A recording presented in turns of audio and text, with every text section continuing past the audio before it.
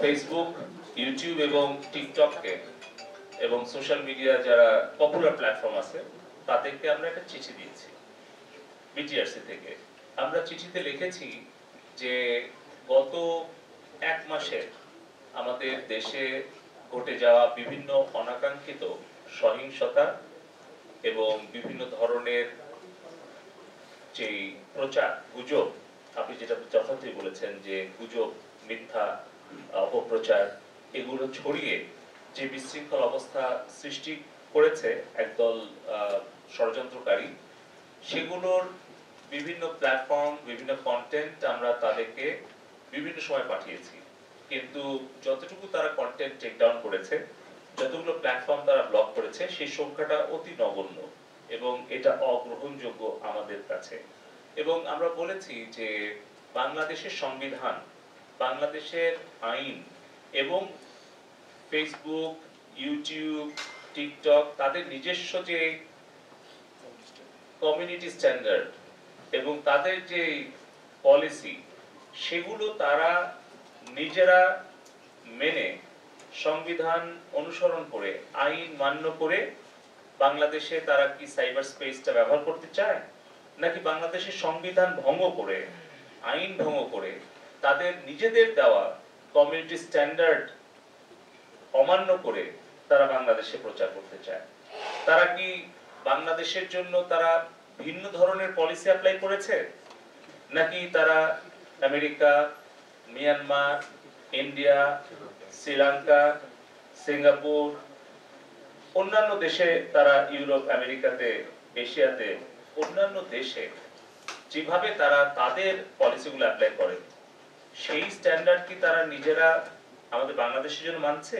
নাকি ভিন্ন ভিন্ন অবস্থান নিচ্ছে? আমরা দেখতে পাচ্ছি যে আমাদের বাংলাদেশ আওয়ামী লীগের সমর্থনে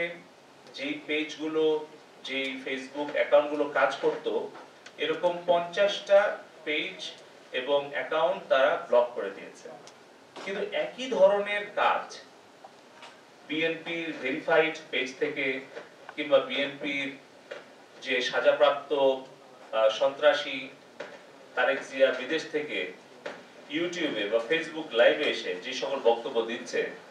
সেগুলো কেন ব্লক করা হচ্ছে না? সেই কন্টেন্টগুলো কেন টেক ডাউন করা হচ্ছে না? কিংবা যেগুলো চিলড্রেন অ্যাবিউজ কিংবা আপনার আমাদের নারীদের প্রতি যে আক্রমণ অথবা অগ্নিসংযোগ অথবা যে ধরনের সন্ত্রাস এবং হত্যাকাণ্ড আমাদের এই গত কিছুদিনে হলো প্রচারণা গুজবের কারণে, সেগুলোর ব্যাপারে তারা কোনো ধরনের দায়িত্বশীল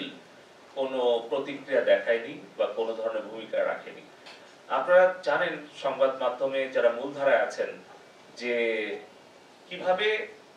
2জন ছাত্র মারা গেছে এই অপপ্রচার শুরু করা হলো ফেসবুকে, কিন্তু সেটাকে কোনোভাবে এটা মিস ইনফরমেশন বলে ফ্ল্যাগও দেওয়া হয়নি এবং তার প্রেক্ষিতে আন্তর্জাতিক কিছু গণমাধ্যম সেইটা নিউজ করে এবং কিছু দেশের মুখপাত্র সেটাকে তারা স্বীকৃতি দেয় এবং তার প্রেক্ষিতে পুরো দেশে এই ফেসবুকের গুজব, মিথ্যা তথ্য ছড়িয়ে যখন উস্কানি দেওয়া হয়, তার প্রেক্ষিতে কিন্তু তার বেশ কয়েক ঘন্টা পর আরো 5 জনের মৃত্যু হয়। এই মৃত্যুর দায় কি ফেসবুক এড়াতে পারে? এই সকল উত্তর দেওয়ার জন্য আমরা 31 জুলাই আমরা এই সোশ্যাল মিডিয়া প্ল্যাটফর্মগুলোকে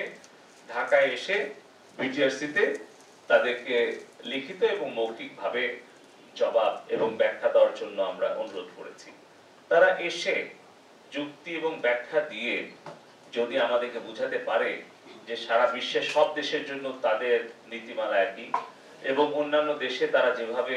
কন্টেন্ট তারা টেক ডাউন করে বা ব্লক করে, বাংলাদেশের ক্ষেত্রেও তারা সমানভাবে তাদের এই বৈষম্যমুক্ত আচরণ করছে বা করেছে বা করবে,